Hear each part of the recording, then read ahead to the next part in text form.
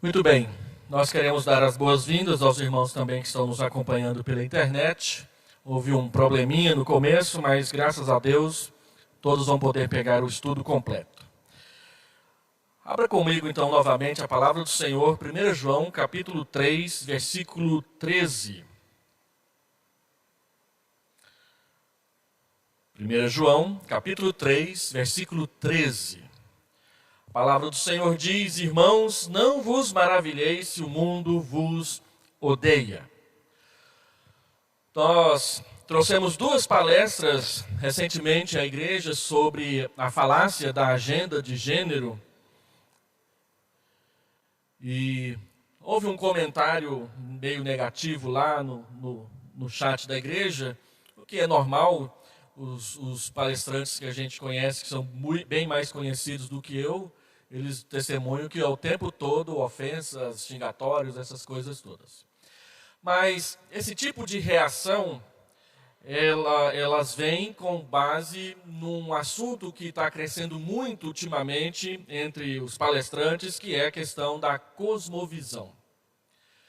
E aí eu li um livro recentemente que eu falo tem mais de 10 anos,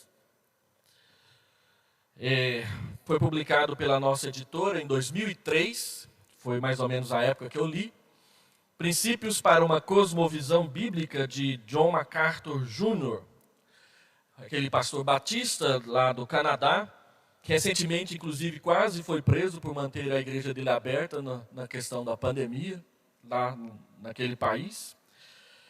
E ele traz alguns princípios sobre qual é a base da cosmovisão bíblica. Essa é a capa moderna do livro, ele continua sendo publicado aqui no Brasil. E se você tiver interesse, pode adquirir. Eu não sei se eu tenho eletrônico, recentemente ele foi disponibilizado eletronicamente também. E ele começa citando esse texto que nós acabamos de ler. Irmãos, não vos maravilheis se o mundo vos odeia. O que é cosmovisão? A cosmovisão é a forma como nós enxergamos, entendemos, interpretamos o mundo e nos comportamos dentro dele. Então, a cosmovisão tem a ver com aquilo que nós chamamos de pressuposto.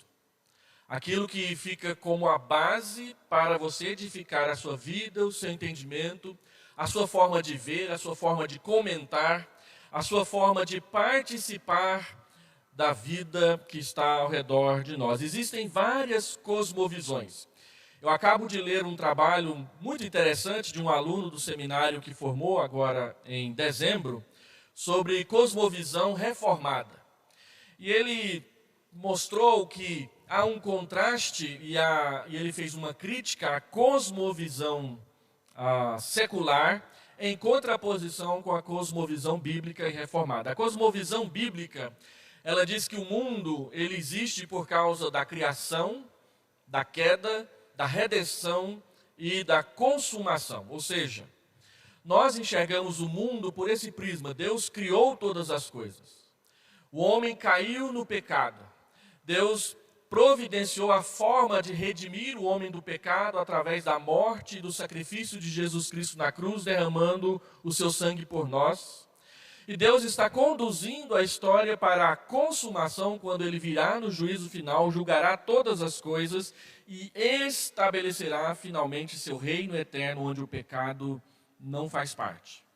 A cosmovisão bíblica ela é diferente de várias cosmovisões, como por exemplo a grega, que diz que o mundo é uma roda, em que ora um reino está por cima e mandando, ora outro reino está por baixo.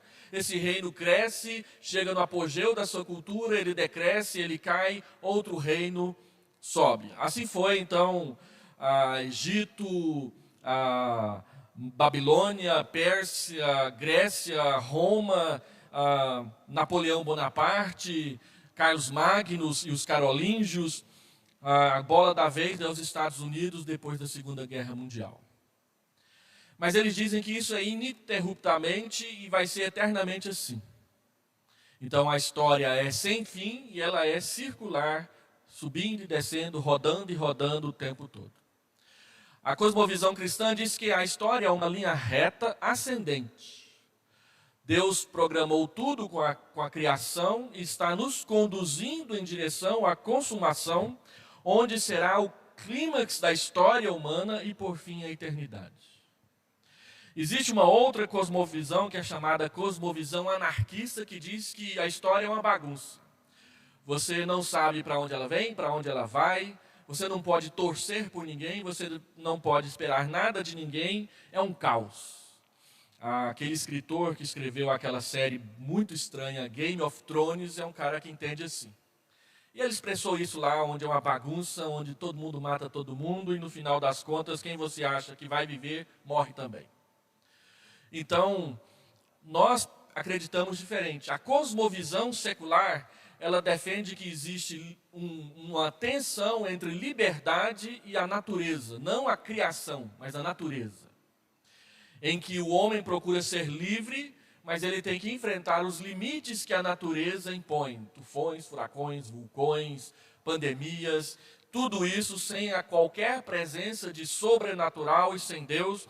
Então o homem procura se impor e governar a natureza que responde com o caos. Isso são cosmovisões.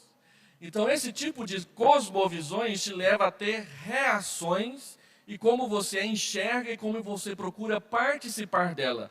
Nós não cremos que a natureza governa com as suas reações cataclísmicas. Nós cremos que Deus governa todas as coisas. No seu governo soberano, Ele inclui pandemias, doenças, catástrofes, e Ele está administrando tudo para nos levar até o final bom que Ele tem preparado para nós. E dentro disso, um confronto de cosmovisões que existe, a cosmovisão cristã e a cosmovisão secular, que odeia o cristianismo porque não aceita o governo de Deus sobre si e vive em rebeldia perante o seu Criador. Então, a igreja, ela vive num confronto e num contexto de luta com o mundo. Quem estuda a Escritura sabe que o mundo é um dos grandes inimigos da fé, o mundo, a carne e o diabo. Então, MacArthur, nesse pequeno livro, ele mostra o confronto que existe entre a fé cristã, especialmente a fé cristã reformada, e essa cosmovisão de mundo que não aceita Deus e a sua palavra de forma alguma no seu contexto. E MacArthur escreveu essa obra para criticar a igreja que tem flertado com o mundo, pelo menos em 3 áreas, segundo ele diz. A primeira delas é a música e o entretenimento. E os irmãos percebem ao frequentar o Instagram, o Facebook, as mídias sociais e os canais de TV, o quanto a igreja procura, na área da música e do entretenimento, imitar o mundo e trazer as coisas do mundo para dentro da igreja. E a música é um dos principais. Em muitas igrejas há muito conflito entre a doutrina da palavra e a forma como a música procura ser praticada, porque o objetivo é quase que o entretenimento e fazer com que as pessoas se sintam bem dentro do culto para voltar. E aí a ideia de show começa a aparecer em muitos locais e de muitas formas em que a igreja começa a imitar o mundo. No ano de 2014, e ainda hoje, mas de menor grau, a IPB viveu uma controvérsia com vários pastores que estavam introduzindo músicas seculares na liturgia do culto. E ficou famoso um sermão que o Caio Fábio pregou, baseado na letra da música Imagine, de John Lennon, elogiando a música, que é uma música que detesta Deus, porque diz, imagine não haver céu, paraíso, mas apenas sky, o firmamento. Ou seja, imagine apenas o materialismo. E músicas seculares começaram a entrar na liturgia de alguns cultos presbiterianos e houve uma reação no Supremo Concílio. Graças a Deus isso diminuiu, mas ainda é presente em vários lugares. Uma música que procura ser igual à música do mundo. Nós estávamos rindo recentemente, aqui numa roda de conversa na igreja, de alguns irmãos que começam a aprender a tocar guitarra e aprendem alguns arranjos do Kiss.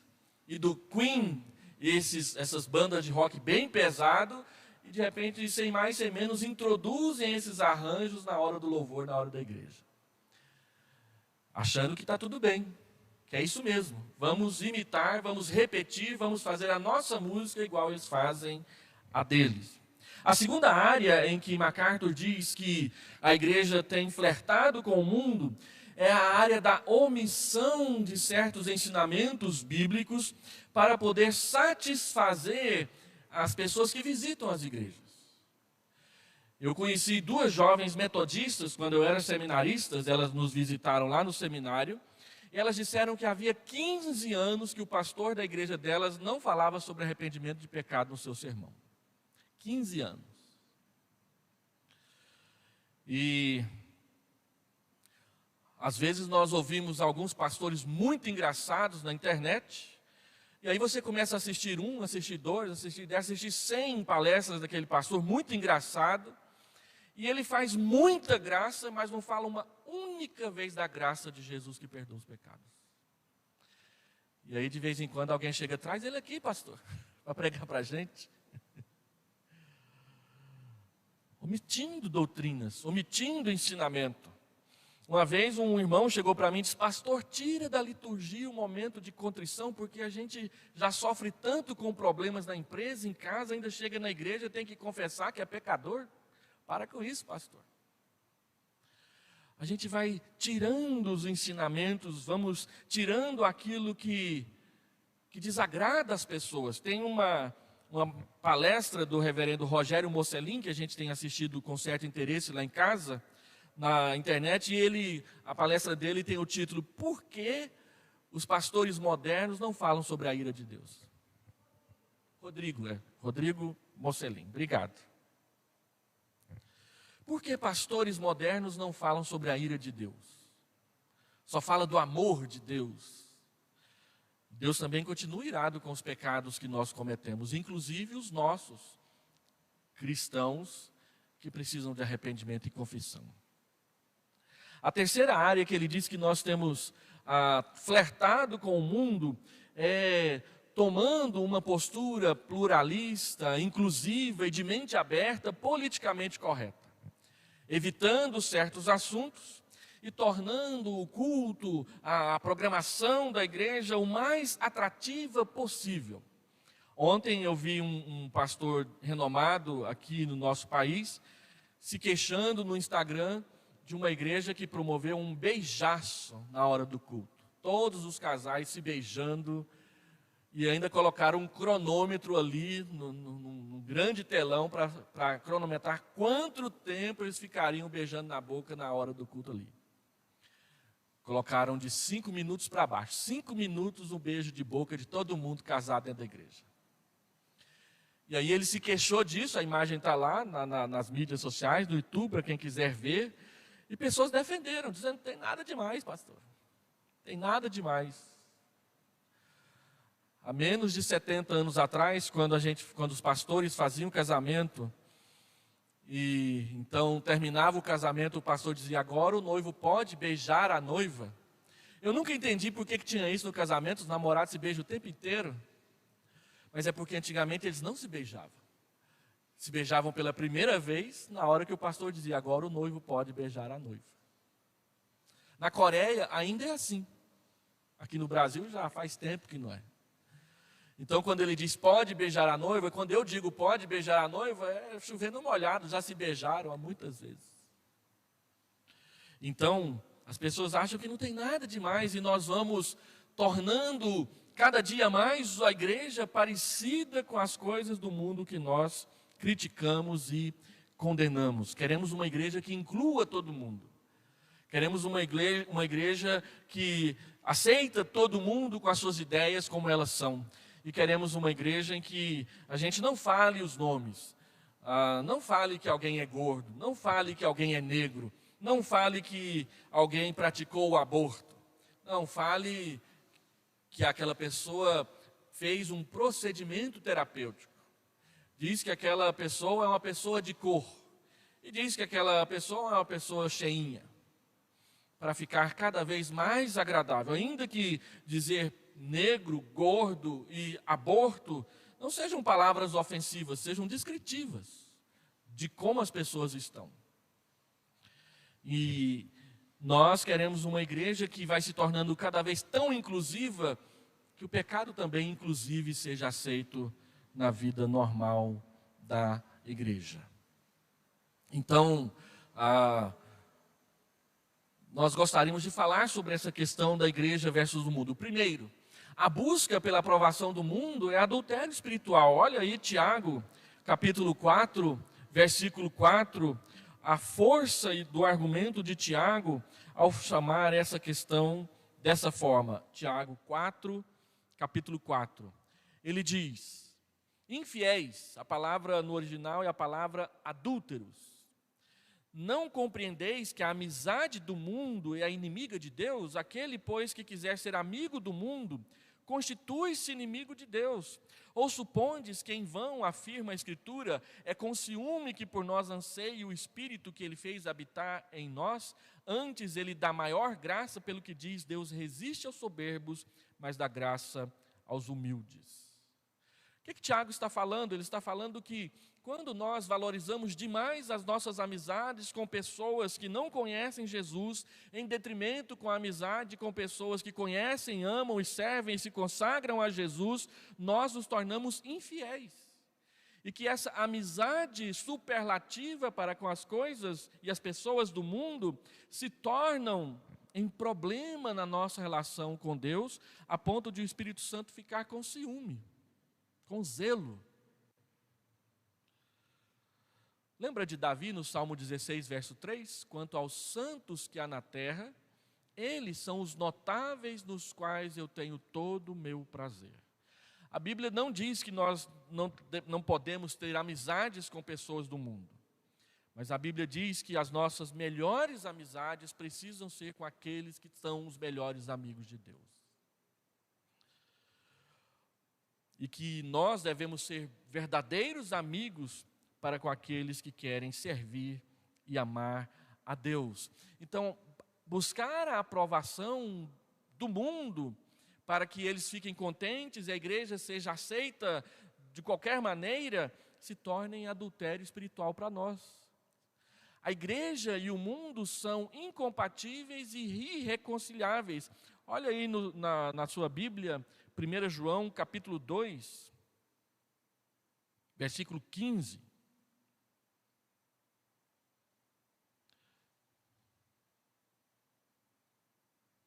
Não ameis o mundo, nem as coisas que há no mundo. Se alguém amar o mundo, o amor do Pai não está nele. Porque tudo que há no mundo, o desejo profundo da carne, da natureza pecaminosa, o desejo profundo dos olhos e a soberba da vida, não procede do Pai, mas procede do mundo. O mundo passa, bem como os seus desejos profundos, as suas concupiscências. Aquele, porém, que faz a vontade de Deus permanece para sempre. João está dizendo que quando nós amamos o mundo, nós perdemos o caminho de Deus. E o que é mundo aqui? Mundo não é as pessoas que existem e vivem no mundo. Mundo aqui não são as árvores, os animais, os pássaros, os rios e os lugares onde a gente mora e a gente está. Mundo aqui são as ideias mundanas. As ideias que são contrárias à palavra de Deus e à sua vontade. Quando nós amamos essas coisas, elas nos atraem, nos prendem, nos afastam de Deus. O sistema mundano, as ideias, os conceitos. É isso que a Bíblia diz que é o mundo. O mundo que é nosso inimigo são as ideias de rebeldia, de desobediência, de competição com Deus e a sua palavra. Nesse sentido, a igreja ela é incompatível e ela é irreconciliável. Este mundo está em guerra com Deus e a sua palavra e, por conseguinte, com o povo de Deus e a sua história. Ele diz mais, a verdade bíblica contradiz todas as religiões do mundo. Olha João capítulo 15, versículo 18 e versículo 19. João capítulo 15, versículo 18 e 19. Se o mundo vos odeia, sabei que primeiro do que a vós outros me odiou a mim. Se vós fosseis do mundo, o mundo amaria o que era seu. Como todavia não sois do mundo, pelo contrário, dele vos escolhi, por isso o mundo vos odeia. O mundo odeia aqueles que amam a Deus. E eles dizem que nós é que ensinamos o ódio. Então, a verdade bíblica, ela contradiz todas as religiões do mundo. Porque elas são baseadas em ideias humanas e não na verdade revelada em Jesus Cristo e na Escritura.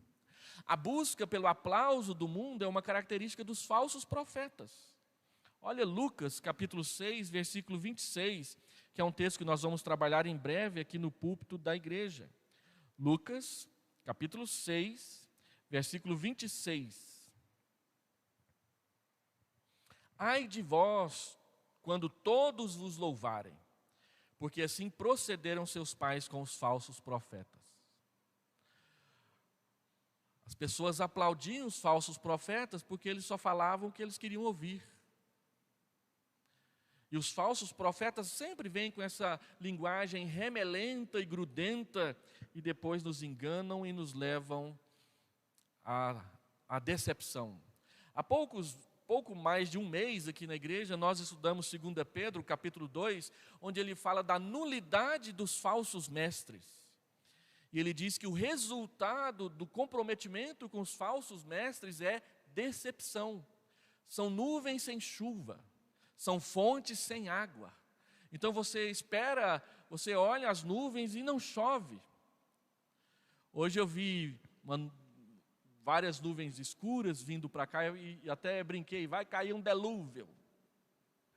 E o delúvio não chegou nem perto lá de casa, foi embora para outro lugar. Então você vê a nuvem, espera a chuva e ela não chega.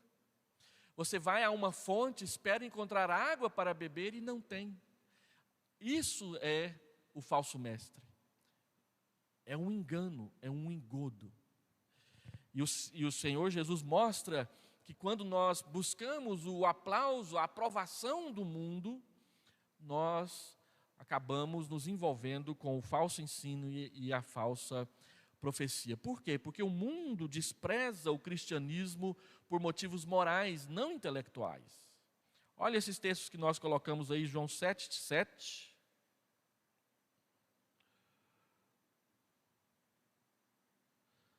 Quando ele diz, não pode o mundo odiar-vos, Jesus falando para aqueles que não tinham compromisso com ele, mas a mim me odeia, porque eu dou testemunho a seu respeito de que as suas obras são más. A vida moral de Jesus, os ensinos de Jesus, os milagres de Jesus denunciavam a vida imoral que as pessoas levavam na época dele. Olha também capítulo 3, versículo 19 e versículo 20, também do Evangelho de João, capítulo 3, versículo 19 e versículo 20. O julgamento é este, que a luz veio ao mundo e os homens amaram mais as trevas do que a luz, porque as suas obras eram más. Por que as pessoas amam as trevas? Porque as suas obras são más, e se eles chegarem para a luz vai mostrar as suas obras. E mostrarão o quanto elas são feias, vergonhosas e tristes. Então ele diz, pois todo aquele que pratica o mal aborrece a luz e não se chega para a luz, a fim de não serem arguidas, repreendidas as suas obras. Então, a igreja só causa impacto positivo no mundo quando se recusa a ceder ou a compactuar com os pecados aprovados pelo mundo. Algumas pessoas acham que se a igreja não for assim, ela não cresce. No entanto, a história da igreja testemunha que quanto mais a igreja foi comprometida com Jesus e a sua palavra, mais ela cresceu. Quanto mais ela buscou se acomodar ao sistema do mundo, mais ela foi absorvida e ela desapareceu nestes lugares. Nos países onde a igreja já foi forte e ela cedeu ao secularismo, hoje ela é irrelevante, está em decréscimo e nós não cansamos de ver templos suntuosos, fortes no século 17, 18 e 19, agora sendo vendidos para mecânicas de automóvel, para boates noturnas, para cinemas pornográficos e outras coisas mais. Porque as pessoas foram morrendo na sua fé, aqueles que eram fiéis foram envelhecendo e sendo chamados para a glória, e só ficou lá o mausoléu, o patrimônio, que é difícil de sustentar quando a igreja não está bem. Mas, caminhando mais um pouco, MacArthur fala que existem 4 problemas com a nossa época que nós precisamos estar conscientes deles. Um é o modernismo. O modernismo dizia que só a ciência pode explicar a realidade, que não há nenhum absoluto, que não há nenhuma ação sobrenatural de Deus, não existe um ser que está oculto aos nossos olhos e que interfere e intervém nas nossas vidas. Portanto, eles negam que Deus está atuando na história, não há milagres, não existe encarnação de Cristo, não existe nascimento virginal. Essa história de que Jesus expiou, pagou os nossos pecados na cruz, é só história para fazer as criancinhas dormirem bem à noite. São os materialistas, que dizem que o que existe é só o que você vê. Mas a Escritura fartamente mostra que não é bem assim. Os modernistas, então, e as igrejas que cederam ao discurso dessa razão que domina a fé, todas as igrejas que abraçaram o modernismo ruíram na sua fé. E eu acabei de citar alguns exemplos. O segundo inimigo é o pós-modernismo. Nós estamos vivendo a época do pós-modernismo. O pós-modernismo criticou o modernismo dizendo, não, existem coisas sobrenaturais. Ele só não reconhece que elas são de Deus. Então o pós-modernista, ele abraça uma árvore para se energizar, porque a árvore tem uma energia boa, vinda de Gaia. E a gente não sabe nem o que é Gaia. Existem entidades que roubam gnomos, aquelas estatuetas de gnomos nos jardins, e os soltam nas florestas porque tem que libertar os gnomos, os espíritos dos gnomos que estão dentro daquelas estátuas. E aí vai. Você vê cursos e mais cursos de gnosticismo e esoterismo aqui em Goiânia sendo oferecido aí nas comunidades virtuais para que as pessoas se conheçam. E dia após dia mais pessoas se interessam por yoga como um caminho para dentro para se conhecer melhor. E quanto mais elas entram para dentro, mais elas se perdem em si mesmas. Seu Shnoye é uma seita do budismo, que nega também todas as coisas sobrenaturais.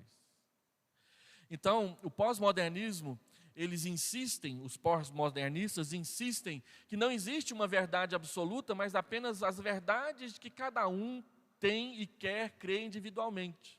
A minha verdade, a sua verdade, a verdade de alguns.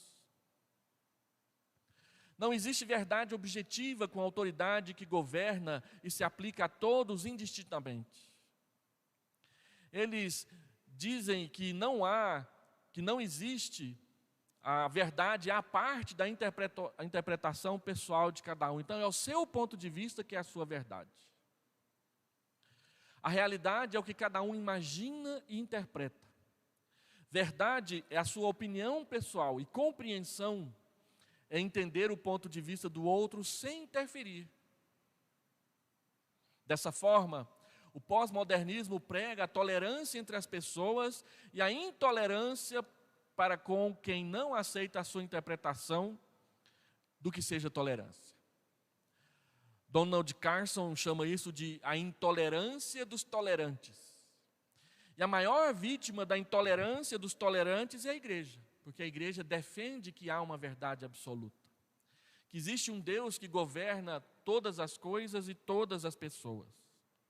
Então, quando nós confrontamos a igreja com o pós-modernismo, em primeiro lugar, o pós-modernismo rejeita a exclusividade de Cristo como o único caminho para Deus. O pós-modernismo diz que nós somos fundamentalistas, que nós somos exclusivistas e que, portanto, nós devemos ser mesmo isolados dos outros. Eu fui convidado para participar de um debate numa faculdade de História, e eles porque queriam defender que tudo era permitido e tudo é aceito, o ponto de vista de cada um é válido. Então eu falei um pouco sobre a exclusividade de Deus, e fui questionado sobre isso. Por que vocês não se misturam? E eu disse, olha, nós nos misturamos, mas nós não abrimos mão da exclusividade de Deus. Deus é exclusivo. Ele é o único Deus, não existe outro. Então, todo o diálogo que existe entre o cristianismo e todas as outras filosofias, ideias e religiões é um diálogo missionário. Nós queremos convencer as pessoas de que há necessidade de arrependimento de pecados e uma entrega pessoal da direção das vidas de cada um a Deus e a Jesus Cristo, como aquele que se entregou na cruz pelos nossos pecados. Mas o mundo diz que não. O mundo rejeita se submeter à liderança, à autoridade e ao governo de Deus na sua vida. Em segundo lugar, a Bíblia afirma a exclusividade de Cristo em João capítulo 14, verso 6. Eu sou o caminho e a verdade e a vida. Ninguém vem ao Pai senão por mim. Ninguém vem senão. Não há possibilidade de alguém chegar até Deus a não ser por meio de Jesus Cristo. Atos capítulo 4, versículo 12, não há nenhum outro nome debaixo do céu que se vale a pena ser salvo por ele, a não ser Jesus Cristo. João capítulo 3, versículo 36, esse eu não lembro de cor, deixa eu abrir lá para ler.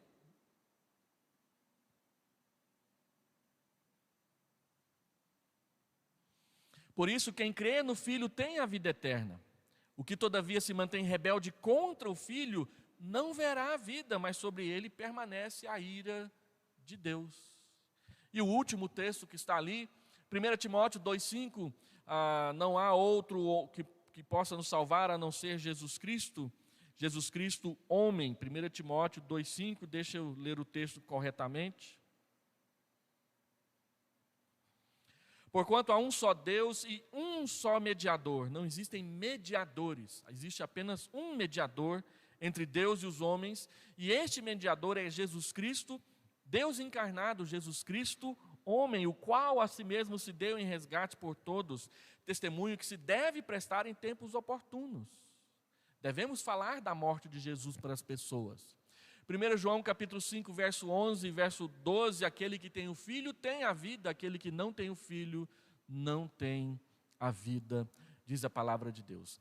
E estes são apenas alguns entre muitos textos bíblicos que afirmam essa exclusividade de Jesus Cristo e da salvação somente por meio dele.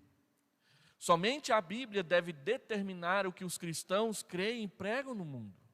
É por isso que nós, presbiterianos e a teologia reformada, ensina que a Bíblia é a única regra de fé e conduta para os cristãos.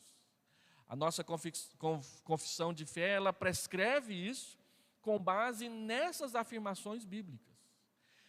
É a revelação na Escritura e em Jesus Cristo que deve conduzir as nossas ações, as nossas reações e a nossa visão de como é o mundo e como ele funciona e deve funcionar. E então, nós enfrentamos o que MacArthur e Donald Carson chamam de a tolerância intolerante. Tolerância na Bíblia significa paciência, longanimidade, mansidão, Efésios capítulo 4, versículo 2. Porém, nunca com o sentido de aceitar os pontos de vista dos não cristãos como sendo outras verdades válidas.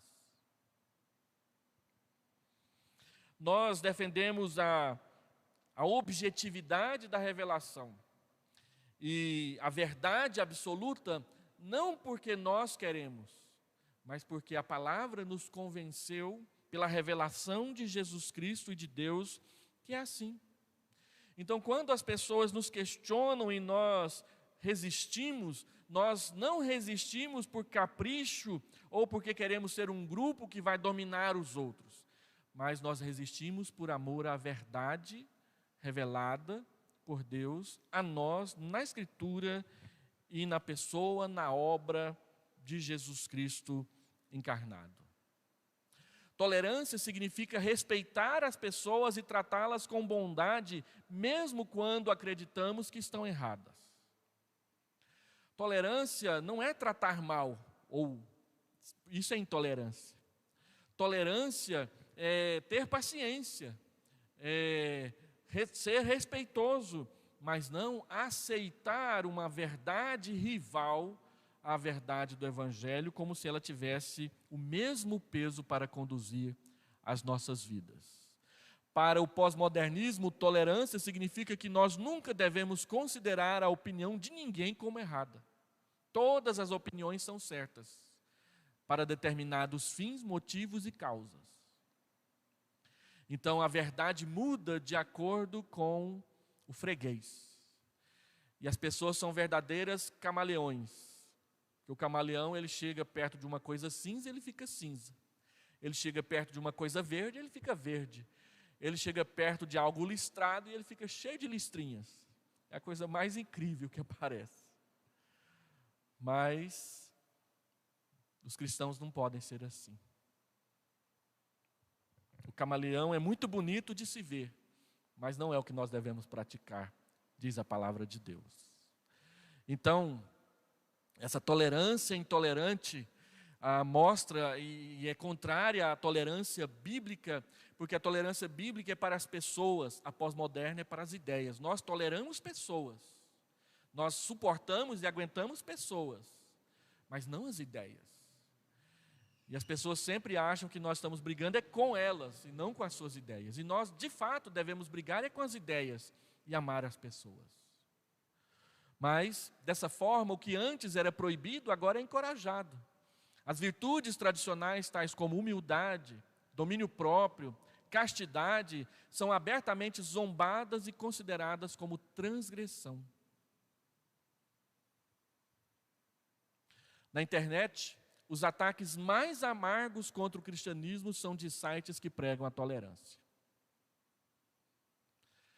E desculpa a sinceridade, as pessoas que abraçam a ideologia da esquerda sempre falam em tolerância o tempo todo na televisão, menos quando a gente vai conversar com elas.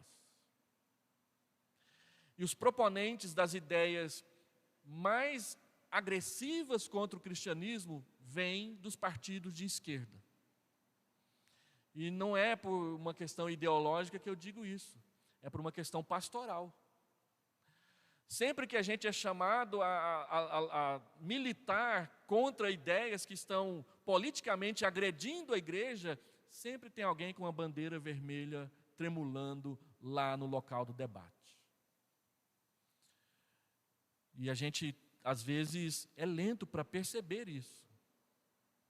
É claro que todos têm a liberdade de escolher suas ideologias políticas. Mas é preciso compreender e ver com os olhos quem é que está alfinetando, quem é que está atacando, quem é que está agredindo a igreja. E às vezes a gente nem percebe e ainda aplaude. Tem que tomar cuidado com isso. Ao dizer isso, não quero dizer que o pessoal que é da bandeira azul, da direita, também está limpinho, porque não está. Você vai no mundo político e percebe pessoas apoiando a ideologia de gênero, tanto na esquerda quanto na direita, embora na esquerda seja mais aberto. Mas na direita também tem um montão de gente apoiando essas ideias. Gente que a gente aplaude achando que é da direita, e a direita é uma beleza, a direita é o céu na terra. Não é não, gente. É mundo do mesmo jeito. E a gente fica muito triste quando cristãos são chamados para atuar lá no mundo político e eles têm que passar por uma sabatina e aí eles dizem, não, a minha fé é na igreja e a minha ideologia é aqui. Tenha santa paciência. Tenha santa paciência dessas coisas. Vamos concluir para não ficar falando demais? Nós precisamos recuperar a distinção do Evangelho e reafirmar ousadamente que Cristo é a única verdadeira esperança para o povo deste mundo. A igreja não pode abrir mão de pregar a centralidade, a exclusividade, o poder transformador de Jesus Cristo na vida das pessoas. Segundo, nessas palestras que nós vamos dar aqui na quarta-feira, nós vamos trabalhar 6 princípios. Nosso estudo colocará em evidência 6 conceitos chaves que explicam e explicitam a distinção do cristianismo frente ao pós-modernismo que muitas pessoas estão praticando por aí. Estes 6 princípios são interligados de tal forma, ou ficam de pé ou caem juntos, um sustenta o outro. E eu quero terminar então apresentando quais são os 6 princípios, para que a partir de quarta-feira que vem nós possamos trabalhar com eles. Pode ser que eu trabalhe numa quarta-feira, na outra eu trabalhe 2. Talvez, se der para trabalhar de 2 em 2, vão ser apenas 3 quartas-feiras. Mas todo mês de fevereiro nós vamos trabalhar com esses 6 princípios: objetividade, racionalidade, veracidade, autoridade, incompatibilidade e integridade. São princípios fundamentais da cosmovisão cristã, frente à cosmovisão secular que tenta empurrar o cristianismo para a margem e depois aniquilá-lo. Que Deus nos dê sabedoria e lucidez e praticidade ao tratar